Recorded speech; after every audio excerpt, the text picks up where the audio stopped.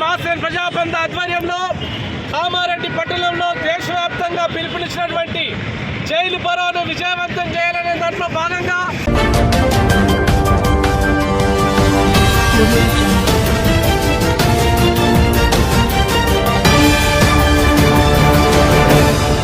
ఈరోజు మాసేన్ ఆధ్వర్యంలో అట్లాగే ఏఐకేఎంఎస్ ఏపీకేఎంఎస్ ఏయూకేఎస్ ఆధ్వర్యంలో టీయూసీఏ ఆధ్వర్యంలో ఈరోజు బైక్ ర్యాలీ నిర్వహించడం జరుగుతూ ఉంది.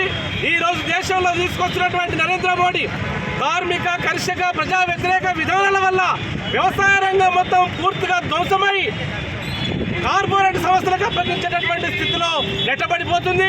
ఇటీవల తీసుకొచ్చినటువంటి విద్యుత్ సవరణ బిల్లు కూడా 2025 కనుక అమలు చేస్తే తెలంగాణలో వ్యవసాయ రంగం ఏమాత్రం కూడా పట్టగట్టదనే విషయాన్ని కూడా తెలియజేస్తూ, అట్లాగే వ్యవసాయ కూలీలుగా ఉన్నటువంటి ఎంజీ ఎన్ఆర్ఎస్ ఈజీఎస్ పని మొత్తం ఎంజీ బీపీజీ రామ్జీ అనేటటువంటి కొత్త చట్టాన్ని తీసుకొచ్చి దాన్ని ధ్వంసం చేశారు.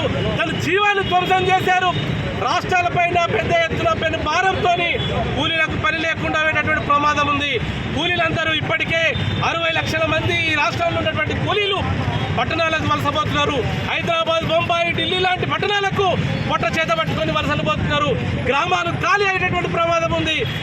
ఈ రకంగా గత 13 సంవత్సరాలు 12 సంవత్సరాలుగా బీజేపీ అధికారులకు వచ్చిన తర్వాత అంబానీ, ఆదాని లాంటి వాళ్లకు ఈ దేశ రైతాంగాన్ని, వ్యవసాయ కూలీలను, కార్మిక వర్గాన్ని మొత్తం అప్పగించేటటువంటి స్థితి తీసుకురావడం జరుగుతుంది. అంతేకాకుండా అలాంటి పాలనని, అలాంటి చట్టాలని తీసుకురావడానికి ఎస్కేఎం కార్మిక వర్గాలు పెద్ద ఎత్తున ఈరోజు దేశవ్యాప్త జైలు బరో కార్యక్రమాన్ని ఉంటే బతుకుంటే నేరం అనేటటువంటి విషయంలో పోరాడదాం. పోయేదేమి లేదు, బానిస సంఖ్యలు తప్ప, జైళ్లు తప్ప, అక్రమ కేసులు తప్ప అని చెప్పి దేశవ్యాప్తంగా రైతాంగం, వ్యవసాయ కార్మికులు, కర్షకులు, విద్యార్థులు, మేధావులందరూ కూడా ఈరోజు జైలు బరో కార్యక్రమంలో భాగంగా ఇక్కడ కామారెడ్డి పట్టణంలో కూడా జైలు బరో కార్యక్రమాన్ని నిర్వహించడం జరుగుతుంది. ఇప్పుడు పెద్ద ఎత్తున మొత్తం ఈ పట్టణంలో బైక్ ర్యాలీ నిర్వహించి నిరసన కార్యక్రమాన్ని చేపడుతూ ఉన్నాం.